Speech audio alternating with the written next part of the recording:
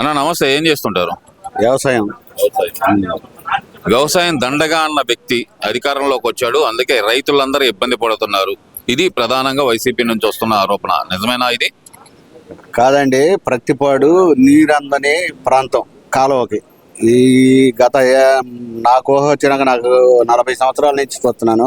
కాలువ వంకాయలపాడు కాలువ మొదలు నుంచి చివరి దాకా పూడికలు తీసి చివరి సాగర్ చివరి భూముల వరకు నీరు అందిస్తున్నారు. దండగాని వాళ్ళు ప్రచారం చేస్తే అట్లా రైతుకి ఏం చేస్తున్నాడు? పచ్చిపాడు ఉంది, గుంటూరు ఛానల్లో మా కళ మేమైతే చూస్తామని అనుకోలే. పెమసాని గారి వాళ్ళు కానీ బోల రామాంజనేయులు గారు వాళ్ళ కృషితో కాలువ పనులు జరుగుతుంది. రైతులందరూ చాలా హ్యాపీగా ఉన్నారు. ఇది మనం చూస్తాము అనుకోలేదు, కానీ ఇది చూస్తున్నామని చాలా సంతోషంగా ఉంది. పనులు కూడా మాట అంటున్నారు, కూటమి ప్రభుత్వం వచ్చిన తర్వాత రైతులకు సంక్షేమం కానీ లేదంటే కనుక వాళ్ళకి చెందాల్సిన సబ్సిడీలు కానీ ఏమి ఇవ్వకుండా కూటమి ప్రభుత్వం వాళ్ళకి మద్దతు ధర కూడా ప్రకటించకుండా రైతులను ముంచేసింది అంటున్నారు కదన్న. మరి కూటమి ప్రభుత్వం మార్కెట్ యార్డులను పెట్టి కొనటం కానీ, నేనుండ శనగలు అమ్మా ఖచ్చితంగా 10 రోజుల్లో డబ్బులు పడ్డాయి. గతంలో ఈ పరిస్థితి లేదు కదా. ఈ క్రాప్ చేయటం, పంటలని సకాలంలో కొనటం, రైతులకు డబ్బులు ఇవ్వటం, ఎటువంటి ఇబ్బంది లేదు. రాజకీయాలు అనేవి ప్రతిదీ బురద చల్లటమే కానీ రైతులకైతే ఇబ్బంది ఏం లేదు. రైతులకు ఇబ్బంది లేదంటారు. అసలు ఈ 2 సంవత్సరాల కూటమి పాలన ఎలా ఉందంటారు? ఒక పక్కన వాళ్ళేమో అందరికి వెన్నుపోటు పొడిచిందంటూ వెన్నుపోటు దినోత్సవాలు వాళ్ళు చేస్తున్నారు వైసీపీ నాయకులు, మరోవైపున కూటమి నాయకులేమో రెండు సంవత్సరాల సంక్షేమ పాలన వీళ్ళు సంబరాలు చేస్తున్నారు. ఈ రెండింటికి సరిపోయే విధంగానే ఉందా పరిపాలన, లేదంటే కనుక వైసీపీ నాయకులు అన్నట్టు వెన్నుపోటుగానే ఉందంటారా పరిపాలన అనేది? వాళ్ళు కళ్ళుండి చూడలేని గుడ్డి వాళ్ళు. అంటే వాళ్ళకి ఎంతసేపటికి ఆపిచ్చి ఒక చిన్న విషయం దొరికినా దాన్ని హైలైట్గా చేయటం, ఈ ప్రభుత్వం మీద బురద తల్లి లబ్ధి పొందాలని చూస్తున్నారు తప్పితే వాస్తవాన్ని ప్రజలు గమనిస్తూనే ఉన్నారు. ఈ కుయక్తులు 2014-19లో జరిగినాయి, అతనికి ఉపయోగపడ్డాయి. ఇప్పుడు అవన్నీ చల్లవండి. 2019-24 కాదండి. జనం ఆలోచిస్తున్నారు. పాత ఈ వీడియోలు ఉన్నాయి, చూస్తున్నారు. గతంలో మీరు అన్నయ్య ఏంది చేసినవి ఏందని ఎట్లా పడితే అట్లా మాట్లాడితే ఇలా సాక్ష్యాలు ఉన్నాయండి. ఒకప్పుడు మీడియా లేదు, ఇప్పుడు మీడియా బలంగా ఉంది. అంటే ఇక్కడ కూటమి ప్రభుత్వం వచ్చిన తర్వాత నిజంగానే సంక్షేమం లేదు, అభివృద్ధి లేదు రాష్ట్రంలో అంటున్నారు. అది ఎంతవరకు కరెక్ట్ అనుకోవాలంటారు? సంక్షేమం ఏమి లేదండి. పిల్లలకి డబ్బులు పడలేదా? లేకపోతే నేనుంటా రైతుగా నాకు 7,000 పడ్డాయి. గత ప్రభుత్వంలో 14,000 20,000 ఇచ్చారు. 6,000 ఎక్స్ట్రా ఇవ్వటం వలన అది వెన్నుపోటు పొడిచినట్ట, లేకపోతే రైతు సంక్షేమం కోరినట్ట నేను మిమ్మల్ని అడుగుతున్నా. నన్ను వాళ్ళు అంటున్నమాట అండి, పదే వాళ్ళు అంటున్నమాట ఏంటంటే సంక్షేమం పేరుతోటి సూపర్ 6 అంటూ హామీలు ఇచ్చి, సూపర్ 6 హామీలు అంటే గాలి కొదిలేసి రెడ్ బుక్ పరిపాలన మాత్రమే చేస్తున్న కూటమి ప్రభుత్వం అని వాళ్ళు చెప్తున్నారు కదా. 1-2 పథకాలు అమలు చేయకపోయినా మహిళలు ఉన్నారండి, ఉచితంగా బస్సు, రైతులకి భరోసా ఇచ్చినట్టుగా రైతు డబ్బులు, పిల్లలకి ఈ బట్టలు కానీ, నాణ్యమైన పుస్తకాలు కానీ, నాణ్యమైన విద్య కానీ, ఇలా ప్రైవేట్ స్కూళ్ళ కన్నా కూడా గవర్నమెంట్ స్కూల్లో ఎక్కువ ర్యాంకులు కొట్టారు. అదంతా నాడు నేడు నా కృషి వల్లే జరిగిందని జగన్మోహన్ రెడ్డి గారు చెప్తున్నారు కదా. ఆయన చెప్పాడండి, అప్పుడు రాలేదు కదా రిజల్ట్ అనేది. ఇవాళ ఉందా మొన్న ఉందా? నాడు నేడు మేము కూడా చూడమనండి. ఇప్పుడు డేటాలు ఉన్నాయి కదా, గతంలో పిల్లలు ఎంత శాతం పాస్ అయ్యారు, ఇప్పుడు ఎంత శాతం పాస్ అయ్యారు చూడమనండి. అలాగే పిల్లలకి ఇచ్చే బట్టలు కానీ, ఆహారం కానీ క్వాలిటీ కంట్రోల్ ఖచ్చితంగా మెయింటైన్ చేస్తున్నారు. ఇప్పుడు ఈ కూటమి ప్రభుత్వం వచ్చిన తర్వాత రెడ్ బుక్ రాజ్యాంగం అమలు అవుతుంది, ప్రశ్నించే గొంతుకులను అనగదొక్కుతున్నారు, లేదంటే అక్రమ అరెస్టులు చేస్తున్నారు అంటున్నారు కదా. మరి దానికి ఏం చెప్తారు? ఏమంటే ఒక ముఖ్యమంత్రి స్థాయిని మనిషిని పట్టుకొని బండబూతులు తిట్టినప్పుడు స్పందించి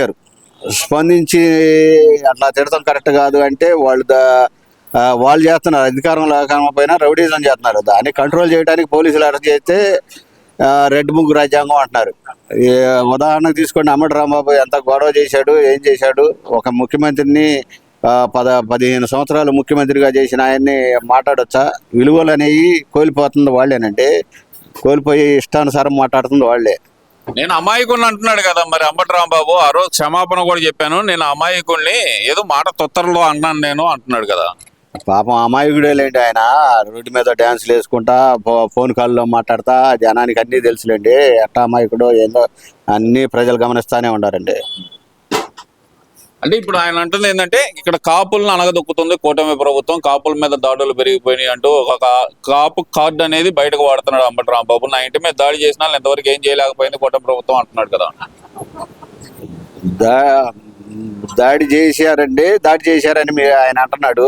దాడి చేయడానికి ప్రేరేపిస్తున్నాడు. అసలు వైసీపీ చేస్తుంది ఏంటంటే ఏదో విధంగా రెచ్చగొడతాం, ఈ కార్యకర్తలని నాయకుల్ని ఏదో ఒకటి దూషించటం, వాళ్ళు రెచ్చగొట్టే విధంగా చేసి కార్యకర్తల మనోభావాలు దెబ్బతీసి వాళ్ళు రెచ్చిపోతే దాన్ని రెడ్ బుక్ రాజ్యాంగం అంటాం, ఆ విధంగా మలుస్తున్నారండి. వేరే ఏమీ లేదు.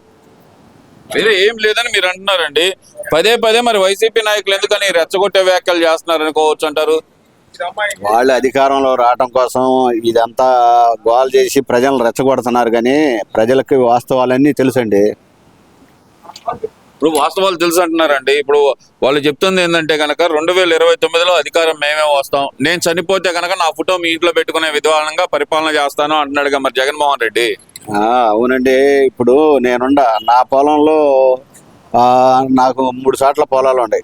ప్రతి సాట 6 సెంట్లు తగ్గించాడు, 5 సెంట్లు తగ్గించాడు, 3 సెంట్లు తగ్గించాడు.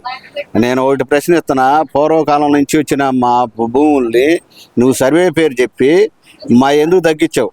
ఇప్పుడు అవన్నీ సర్వే చేసినా వాళ్ళు రావట్లేదండి అని అంటున్నారు. నేను 3 పొలాల మీద 25 సెంట్లు కోల్పోయా. ఎట్లా జరిగినట్టు మీరు న్యాయం చెప్పండి, మీరు ఆలోచించండి. అసలు ఇప్పుడు ఆయన అంటే నెక్స్ట్ నన్ను మళ్ళీ గెలిపించండి, నా ఫోటో మీ ఇంట్లో పెట్టుకునే విధంగా పరిపాలన ఇస్తానంటున్నాడు. మరి ఆ ఫోటో పెట్టుకునే విధంగా పరిపాలన ఎలా చూస్తారంటారు? ఆయన ఫోటో పెట్టుకుంటారండి.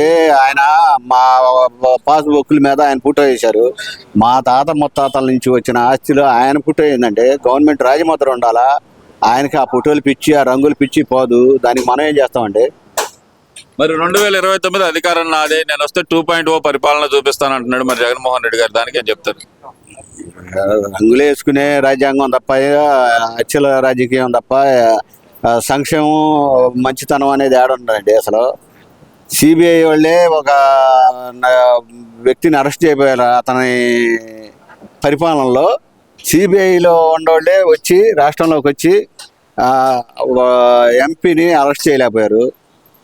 అరాచకమా మామూలు విధానం? మీరే చెప్పండి. అరాచకం అంటే ఇప్పుడు పోలీసులు అదుపు తప్పి ప్రవర్తిస్తున్నారు, అన్యాయంగా కుర్రాన్ని చంపేశారని చెప్పి వీళ్ళు ధర్నాలు చేయడానికి పూనుకుంటున్నారు కదా, ధర్నాలు ర్యాలీలు చేస్తున్నారు కదా. మరి దానికి ముఖ్యమంత్రి గారిని వాళ్ళ కుటుంబ సభ్యులు కలిసి అది దుష్ప్రచారం అని వాళ్ళు మీడియాలో చెప్పారు కదండి.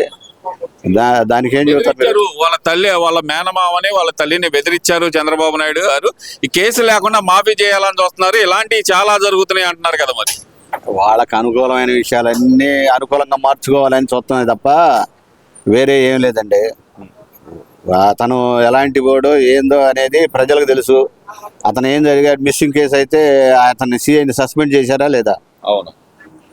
మరి కేసు మాఫీ ఎక్కడ జరుగుతుంది? సీఎం మీద చర్యలు తీసుకున్నారా లేదా? ఇప్పుడు ఓవరాల్ గా చూస్తే కనుక జగన్మోహన్ రెడ్డి గారు అంటుంది ఏంటంటే నేను వస్తే 2.0తో పాటు రప్ప కూడా ఉంటుంది, చాలా కాన్ఫిడెంట్ గా చెబుతున్నారు. మరి రప్ప గొడవకి ఏం చెప్తారంటారు? మరి ఏమండి, ప్రజలు హింసను ప్రోత్సహించారని ఆయనకి తెలుసు. కాకపోతే కార్యకర్తల్ని